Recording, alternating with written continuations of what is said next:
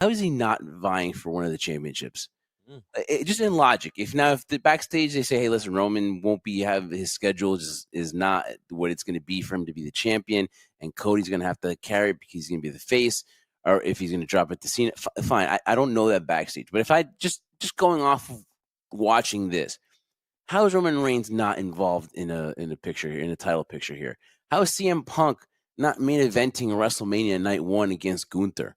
And again, listen, Jey Uso's popular, so I'm not taking anything from Jey Uso, but some of this stuff just doesn't pop. And as much as we're talking about Gunther and Jey Uso, here's what worries me about that is that what's next for Jey?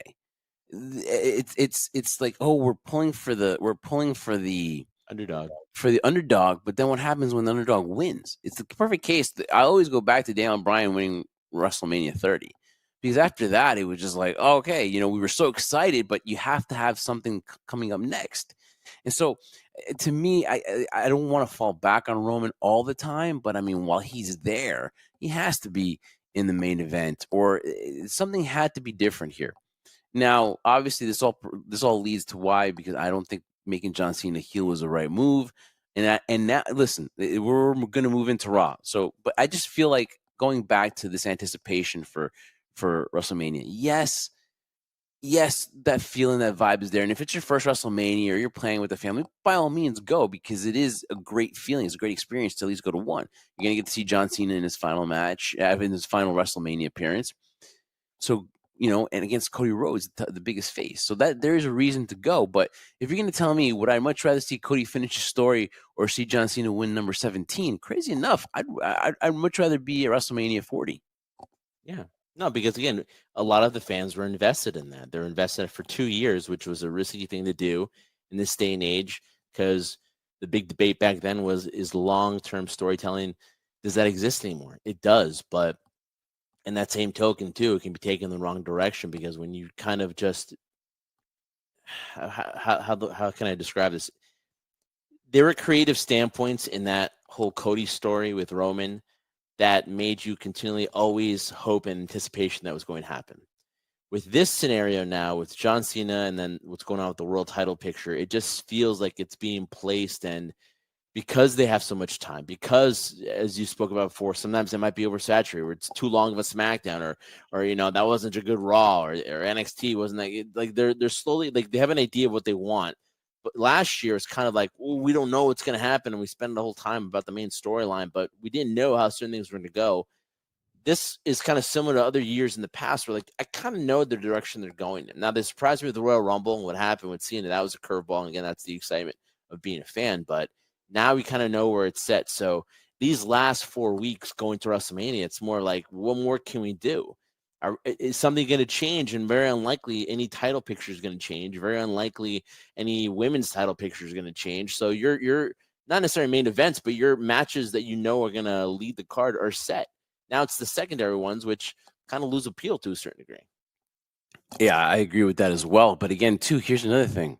So I guess around Survivor Series, you kind of get that feel for Mania, right? It's November, fine, but then you usually feel it in January as you lead into the Royal Rumble. And this year was February, because WrestleMania is late this year. But like Triple H, I know he said something where, to the point where it was like, well, this year we've got Saturday night's main event. We've got 2 Saturday night's main event. We have to treat that as something. We have to do this and that. So that's where I think is they're spreading themselves way too much.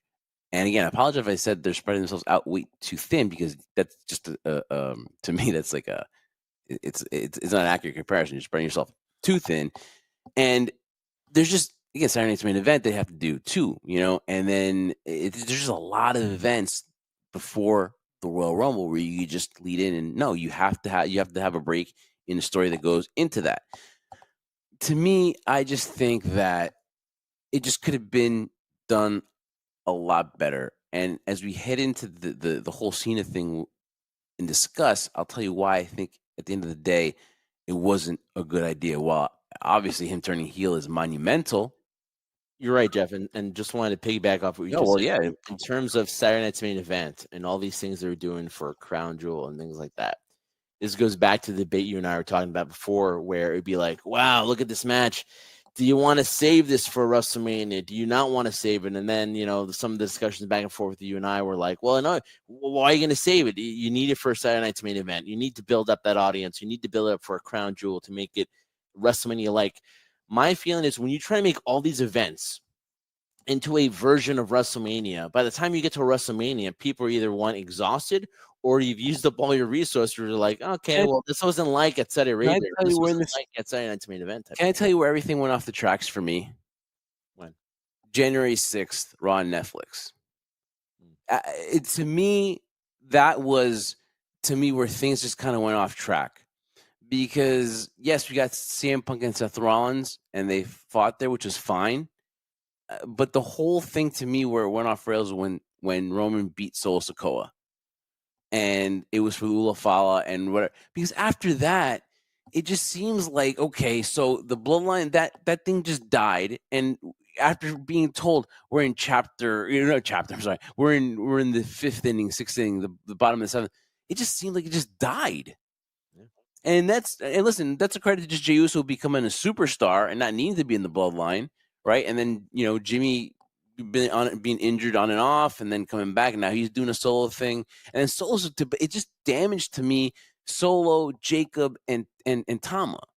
It just seemed that just took everything out of whack. And it just seemed like ever since then, you try to build that as a huge event because it's the first Raw on Netflix, and you try to make it this big, like you were talking about WrestleMania, but then it just seemed like they I don't know, it just seemed like Triple H was like, let's just kill the storyline here with the bloodline. And it's like now it's not even talked about. I don't even know what Solo, Tama, and Jacob are. Yeah. No, it's true. And it's very true. We felt that Solo needed to win this one to establish that version of the bloodline. Roman didn't really need it. Also, would have built more sympathy for him, not regaining his Ula Fala and now trying to go for the title. So it's this different version of Roman who doesn't have his bloodline with him anymore, which could continue in the future where the two of them meet again, either for the Ula Fala or to, create the WrestleMania. But again, though, too, it didn't happen. But spreading themselves thin because they're like, we can't wait till Mania. We have to get this done by January 6th. Oh, well, listen, we have the world, everyone's watching. Netflix, they're all going to be, the world is watching that day.